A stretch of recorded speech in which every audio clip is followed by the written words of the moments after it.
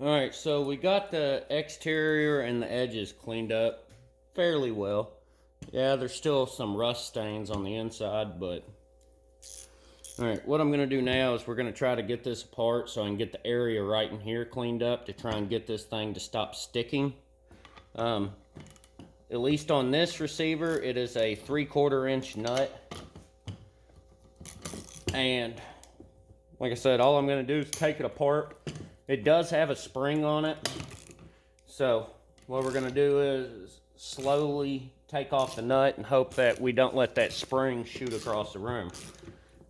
And then once we get it apart, we'll get it clean, probably coat it with a little bit of grease, then reassemble it. And these are locking nuts. I can't, the way these threads work, it goes from, let me see if I can get it in here. It goes from a fairly aggressive thread to a little bit tighter thread pattern, as you can see there at the top compared to the bottom. So what they do is, as you tighten them, they squeeze tighter and tighter until, in the very end, you can't thread it anymore.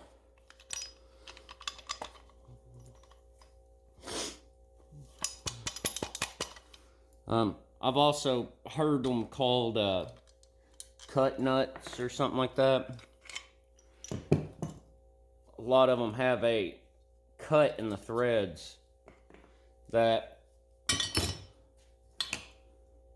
cause them to catch, and you can see the spring there. The spring is in horrible condition, but we may end up having to order a new receiver, but we're going to see if we can save this one, because that's what this channel is about.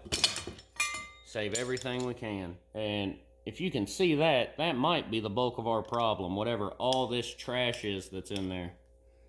It almost looks like moss was growing in it. Alright, and then this rod here in the center, which you can tell it's a rivet. We can't do much with that, but I may be able to get the grinder in there just enough to clean that up. But we're going to have to use the other wire wheel. So I'm going to take this one off, run over here and get that other wire wheel. Alright, so we got our other wire wheel, as you can see. A little smaller, a little fatter. Now what we're going to do is just get it in there, like so, and just hit that until we can get that thing shined up. And then we're going to do the same to this piece. We're going to clean up the back side, the part that touches the ball, the sides, and the underside. Try to get rid of all that rust buildup, and hopefully that takes care of it. But this receiver, like I said, was also bent, and it's misshapen, so I'm hoping it's not due to that. If it's due to that, we're going to have to order a new receiver.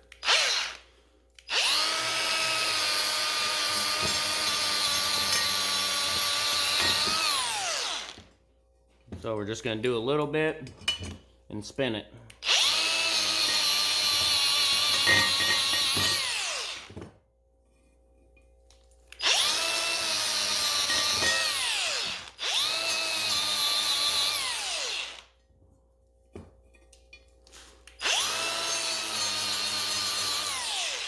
Alright, so we got that area. So now we're going to flip it and get the other inside edge. Remember, it's just a little at a time until we get it all.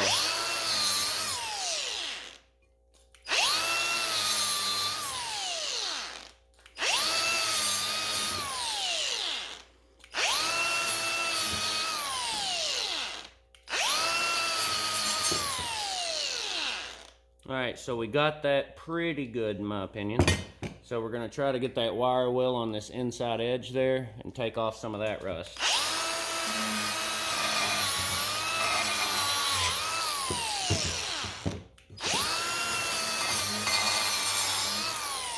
But what I think we are going to have to do in order to get that is we're going to have to get have an attachment for the drill. We're more than likely going to have to use that to get down in there. But we can get this part here, so we're going to try to hold on to it with the pliers. Just, this is pretty wild if you see the way these wires are. I don't really want to get my hands too close to it, so.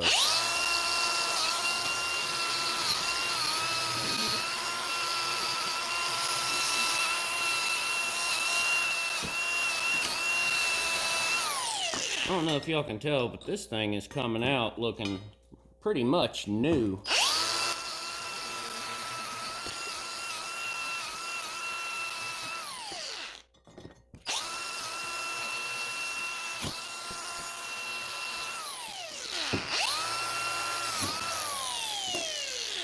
And that's one thing I don't like about these wild wire wheels.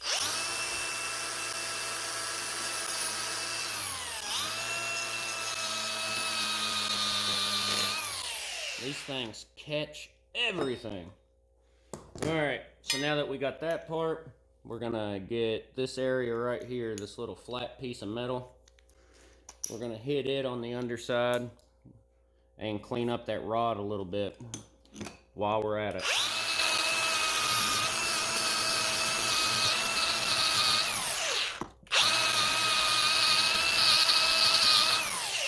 And there we are, nothing to it. Alright, so like I said, now I'm going to go get the attachment for the drill, and we're going to stick it down in there and try to clean up this area just a little bit more. Alright, well, while we were off camera, or I was off camera, I went ahead and did part of this just to see how it was going to work out with the wire wheel, or the drill attachment. And as you can see, it is looking brand new in there, so back on camera, we're going to go ahead and take care of this other inside right in here. So, here we go.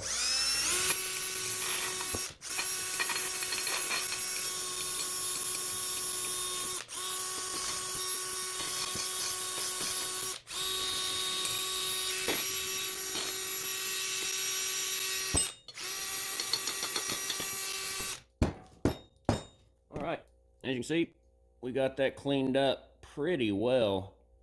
I mean, I'm definitely happy with it, and I have a feeling that is going to solve a lot of our problems as far as the whole sticking goes.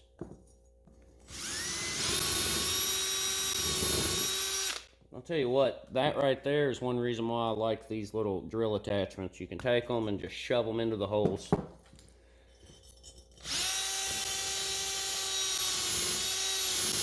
And it cleans the entire area around it. I've done this to most of the holes on the interior, at least the ones I can get to. If you don't remember, all these holes have rust around them, or had. Oh no! Tell you what, one thing I will be investing in is a bench vise. Try to clean up that pin there a little bit.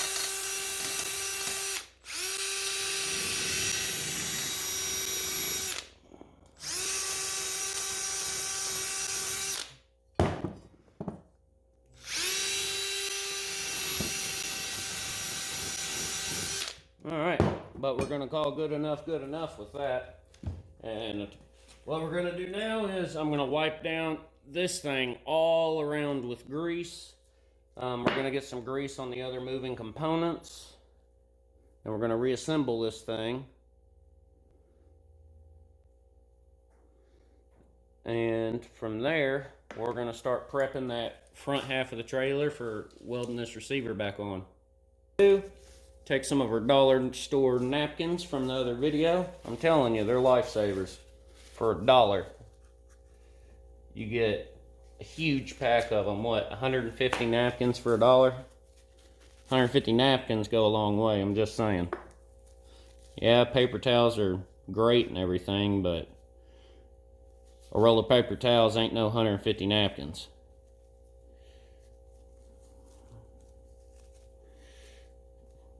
Because come on, let's be honest. How often do we use a whole paper towel when we go and get one? We don't. These napkins are small, fully disposable. It's not a big deal if you throw them away. No one cares. And it's nowhere near as much paper. Alright. So what I'm doing with what's left on this napkin is I'm just going ahead and coating everything in here with it. While we're at it, we're going to coat coat the ball area. We're gonna do the whole deal. Just cover it all in it. It'll help keep rust from sticking to any of this in this area, and the receiver will be pre-lubricated for the next time that we hook it to the truck. All right, so we got the rod covered in it. We're gonna go ahead and add a little extra there just because that's a good wear point for these receivers. We're gonna leave that napkin in that bucket for now because we may end up needing more. And now what we're gonna do, hang on just a second. We're gonna put a little bit of grease on this inner edge of this piece, so that way when we rotate it, or we're just gonna put it right there so we can roll it in and get it coated. Probably put a little bit on this hook here. Keep it good and movable.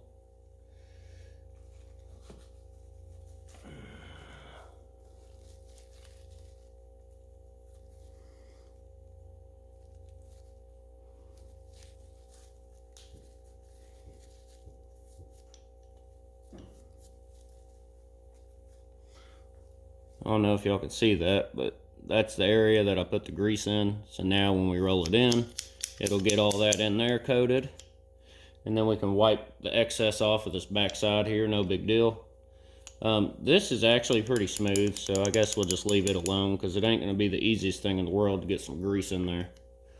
But now we're going to stick this up and through. And remember, they go this direction. If you take it apart, you got to put it back the right way. All right, so we're going to stick that up and through. We're going to, there we go, try to get it collapsed completely. Now, next thing that goes in is our spring here. We're going to drop in our spring. Well, hang on. This didn't, okay. Then we're going to take our latching mechanism, which is this, and get it set in there. And make sure you remember, this goes around the rod. We may have to slide that bolt out in order to get it back in. And it's as I thought, this receiver is just that bent because I can't even get this piece back in there now. We're going to try though, but I'm fairly certain that it is actually the receiver. So we're going to get our spring back in place.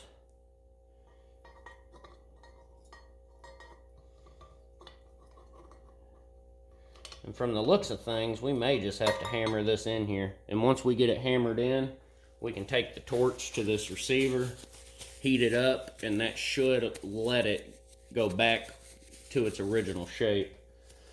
But let me get the hammer. Alright, so we got our hammer, we got our piece, and we're going to do this gently because we don't want to bend this because it is what holds our ball. So I'm going to tap it on what I'm going to call the horns, which is the ball shape that's on this.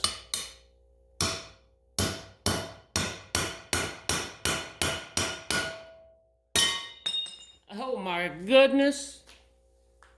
This is turning into a thing. Alright, we're going to clean that dirt off. Alright, let's try this again.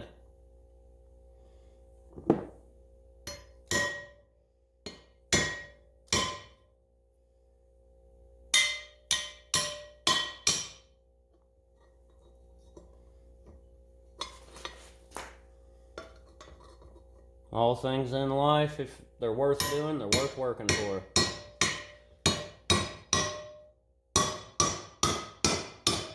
So, when little things like this happen, remember, they're just little things.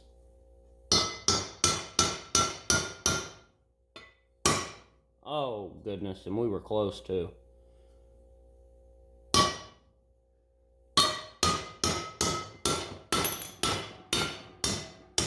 There we go. Alright, so we got that part in there. And like I said, I'm gonna try to knock it down and hope that it's just this outer area is maybe a little bone. But if not, we are definitely going to have to take the torch to it, because it's either that or order a new receiver. We'll see if the torch fixes it or not. If not, we will definitely be getting a new receiver. So, all right, we got that there. Now we're going to take our little rectangular piece.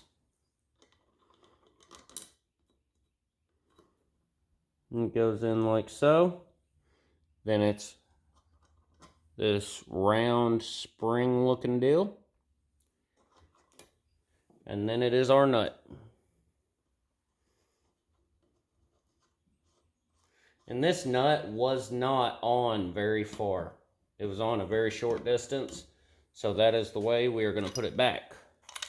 But first things first, we're going to latch this, and we are going to tighten it until this latch, when it's down like this, is flush against the top with tension. So, I'm going to ratchet. Now we're going to start tightening this thing up.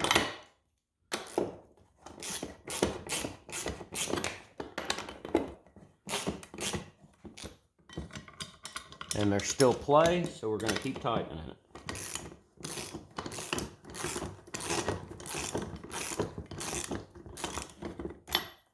And I know right there is pretty close.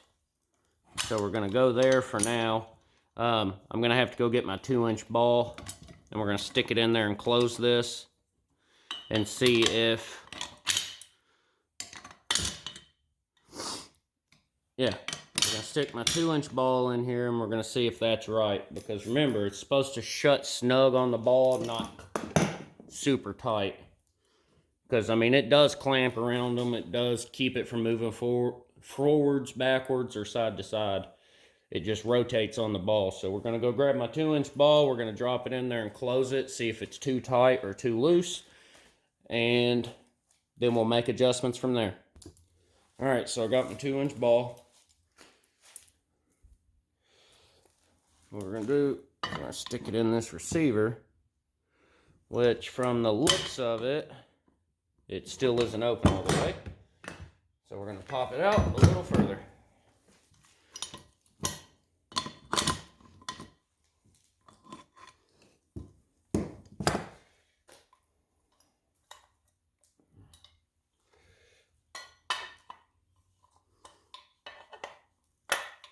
Alright, got our ball in. Hang on, that's the wrong ball.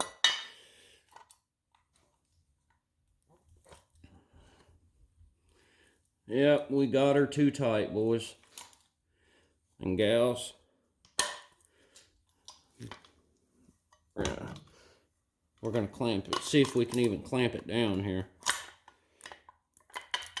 And there's actually play in it once we clamp it. So that...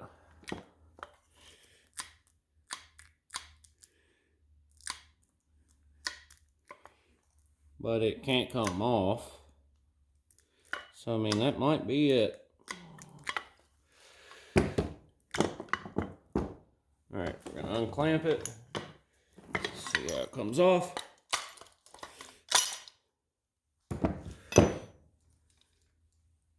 Once again, this receiver is jacked, so a lot of our issues right now could be due just to the receiver itself. Alright, so we've got that all the way up now.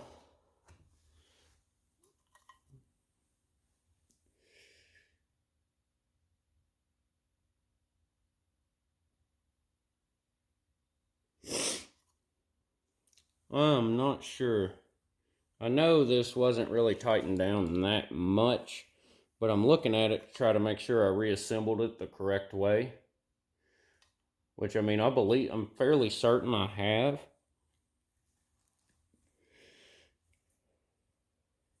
But you know what I mean, when you do something like this. Alright, so I went back and checked the video to make sure it is reassembled the right way. But something I know I did differently was I've got this square washer put in a different direction, or rectangular washer. I put it in wide ways, and it's supposed to be long ways, because from the looks of it, long ways, it's going to be allowed to move on the thread forward and back. And the way I put it on, it can't move forward and back. It can slide side to side. So we're going to go ahead and slide all that back apart and fix it.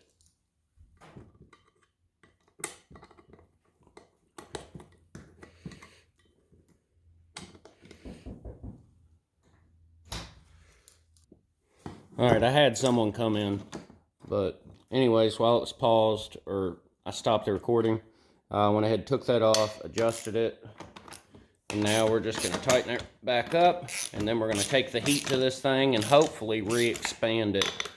I have an idea for making that happen, but I'm not sure how it's going to work. I guess we're just going to have to see.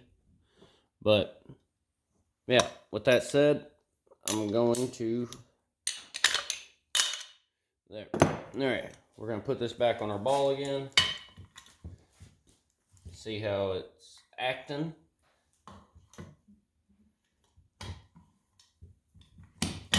Alright. Alright, it's still fairly loose, so what we're going to do is tighten up this nut. Because personally, I don't want that amount of play in my receiver. So we're going to tighten it until it's holding snugly, but not tight. And not too snug, like very loose snug. There we go. And that's about where I want it. As far as, we can go a little more. Yeah, there ain't much play there, but there's play there. So we're going to go ahead and take it just a little bit more. And that right there, I'm pretty happy with. We're probably going to take it one more round.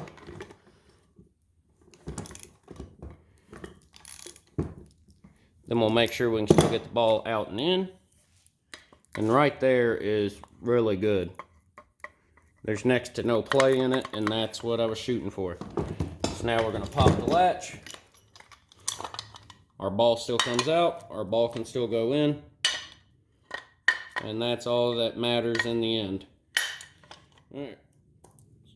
So with the ball in, I'm going to take the torch to this receiver. And we're going to try to straighten this thing out. First things first, we're going to move our tools. And yeah, I'm going to do it on a wooden deck, because this deck is not very important. So I'm going to run over, grab the torch, and we're going to get back out. Alright, so we got the torch. We're going to start heating up this area on each side of our pin there. And what we're going to do after that is I'm going to literally just hit it with a hammer. There's movement in this pin, so I know it is tighter than it's supposed to be right there. That's also why we're going to torch it in this area.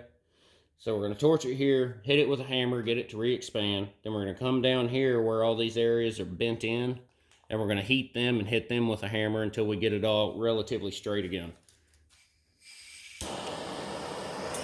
This torch is about to run out of gas, so I have another tank, so when it does, it's no big deal.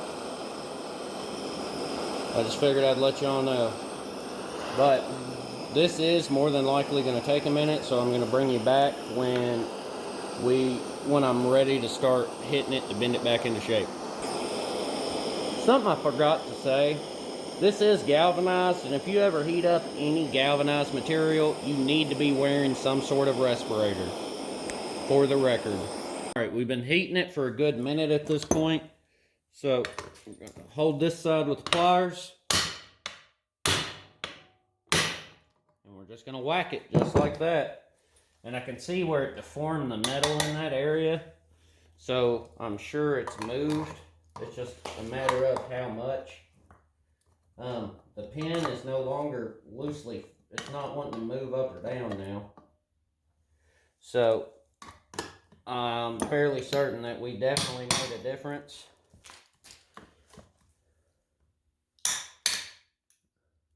Now we're going to come over to this side and do the exact same thing.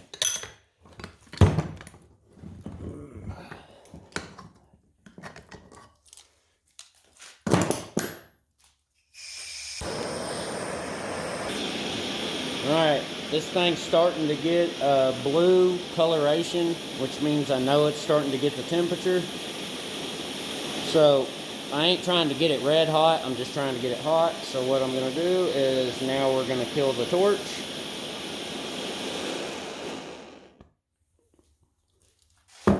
Alright, we're going to flip it. And I use the ball to brace against it, and the sound you're hearing is this grease boiling. And then we're just going to hit it right here on the inside edge.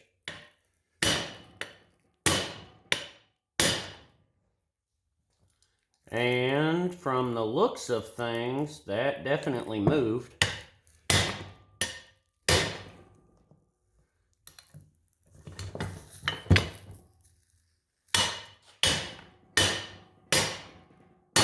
All I'm doing now is hitting it for good measure, because that pin is going to stop it from going too far.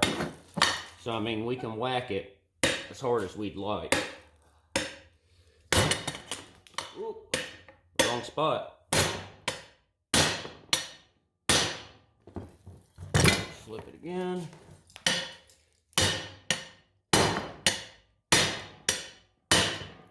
Alright. Now we're going to take a look, and hopefully that did it. This pin is definitely tight fitting. There's no joke there. It has a fraction of the movement in it that it had a minute ago. And we gained a world of movement in this ball here. So I do believe that we just did it. That we got this thing back into its original shape. From looking at it from the top, I've always thought it was bent in on one side. It looked like they'd may have jackknifed the trailer or something at some point. But from the looks of things now, it actually does look fairly straight. I guess the only way to know is to give it time to cool off, and then we'll see if that pin moves the latch mechanism moves better than it did, I don't know, 10 minutes ago. So I'm going to take a little break. We're going to put you all on hold for a minute, which you're not going to notice, but then we're going to come out here, check, see if it made the difference that we were hoping for. All right, I didn't take a break. This is still very hot, but let me show you all this. You see the way that's actually flicking back and forth? Don't get me wrong, it's still hot, so when the metal, because heat causes metal to expand. So we've heated this thing, we've got it really hot.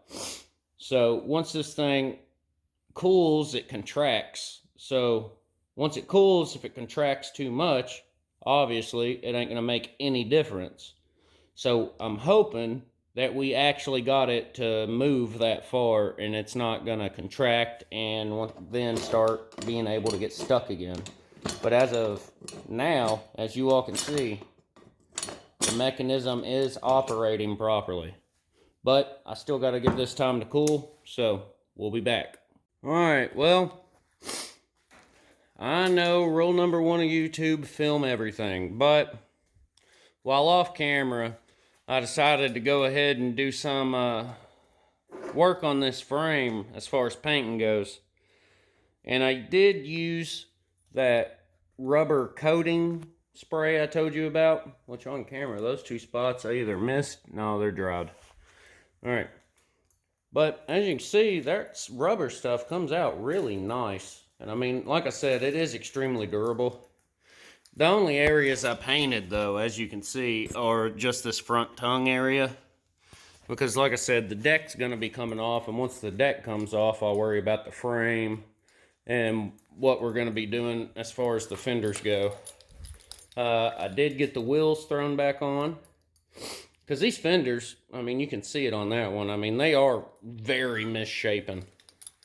But I figured I could show you what I was talking about. It's Rust-Oleum leak seal. And I mean, literally, once this stuff's on, you can hit it with a hammer, scrape at it, and like I'm telling you, it's durable, man. It's better than anything else I've used like it. Like Flex Seal, I ain't got nothing on that. But yeah, I didn't paint the bottom half of the jack, but there is a reason behind that. The bottom half of the jack is like exploded on the bottom. You can see there's like dirt and stuff in it. I'm guessing water got in it and then it froze, is what I'm figuring, and that much of the jack was what was exposed, so it just kind of blew it out.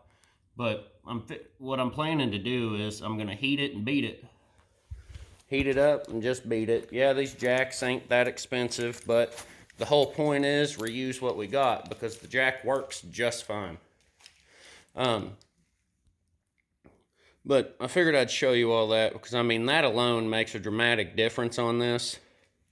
I want you all to see the direction we're going, because think about it. Once I get that deck off, get the entire frame painted, fix any other little issues I find, get a new deck put on it, this will be a totally different trailer. I had a guy that watches my videos actually the other day. He's like, man, that trailer is bad. I said, yeah, man. I said, it's rough. But I said, you got to think about it. All I ever do... Hang on, let me turn you around. But like I said, I told him, so you got to think about it. What I do is, I said, I buy old cars, I fix them up, and I was like, then there they are. Everybody's like, wow, that's a lost cause. And then they see me after I've gotten a hold of it, and they're like, wow, that actually turned out kind of good. So, you know, you can't lose faith in things. There's a lot of good things left in this world that people are just ready to get rid of, trash, put it behind them. But I'm one of the people that come in behind them once they put it behind them and turn their trash into treasure. So this little trailer cost me $100, and I'm willing to bet by the time I'm done with it, we can get 1,000. So, I'm still waiting on the receiver to cool for the most part. But once it gets to a reasonable temperature, like I said, we're going to go up there, we're going to grind the tip of that tongue completely clean. We're going to take some 3-inch angle. We're probably going to cut, that's probably 4 to 5 inches. So we're probably going to cut about 8 inches of the 3-inch angle. We're going to wrap it around that neck, and then we're going to weld on our receiver. So, all right. So, what I did, I went and got a 60 grit flat disc. And what we're going to do is we're just going to clean the area up to about right here, because that'll be more than enough for what we're doing. So, we're going to go from here, and we're just going to box it off. We're going to go on all 4 sides or 3 sides. The bottom doesn't really matter, because the bottom is going to be replaced by the 3-inch flat stock. All right, I paused it and went ahead and drew lines with the grinder. So from here up is what we're going to take down to clean metal. And once again, with any kind of apparatus that is going to be removing metal, you should wear a mask or a respirator. Oh, and safety glasses.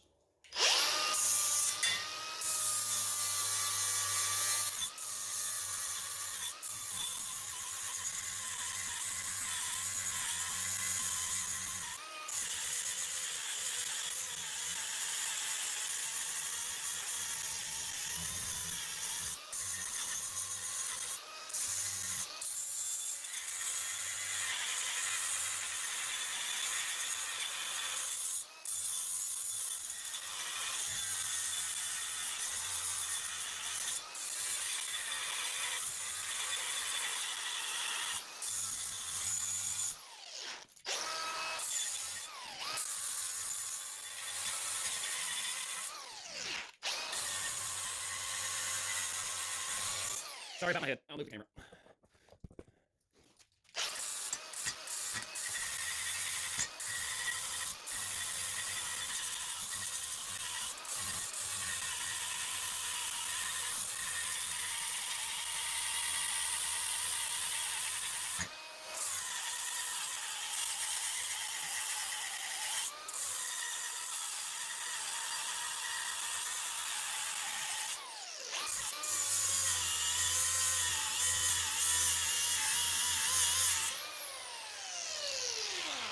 And just like that, we've got that area prepped for welding. So, as far as welding on the receiver, that may have to wait till tomorrow because we're getting ready to go and pick up that boat. But to you all, it's going to seem instantaneous. So I'll see y'all when we're ready to get that on there.